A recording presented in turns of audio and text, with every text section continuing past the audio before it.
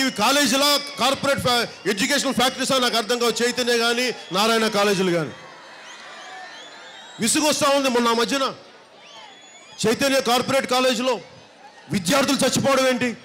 ఒత్తిడికి. ఎగ్జామ్స్ రాయిపోయి చంపేస్తారా బిడ్డల్ని? చదువుకోపోతే చంపేస్తారా? ఒక ఐన్స్టీన్ అలా తయారయ్యాడా?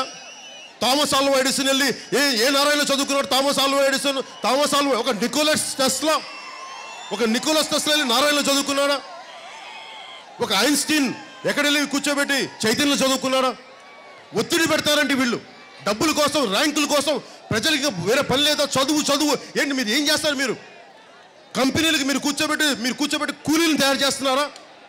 అరే భారతదేశం శక్తి మీకేం తెలుసు? ఒక అబ్దుల్ కలాం పుట్టిన దేశం ఇది, అంబేద్కర్ పుట్టిన దేశం ఇది, వీధి లైట్లు చదువుకొని ఎదిగిన వ్యక్తులున్న దేశం ఇది.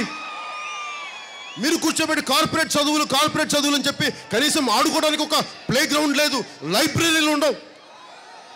ఇలాంటి కాలేజీలు వద్దు. మనకు కావాల్సింది విశాలమైన కాలేజీలు, గాలి వెలుతురు వచ్చే కాలేజీలు, గాలి వెలుతురుండే, బలంగా దేహదారుఢ్యం బలం ఉండే పెరిగే అలాంటి వసతులున్న స్కూల్స్ ఇలాంటివి ఉండాలి.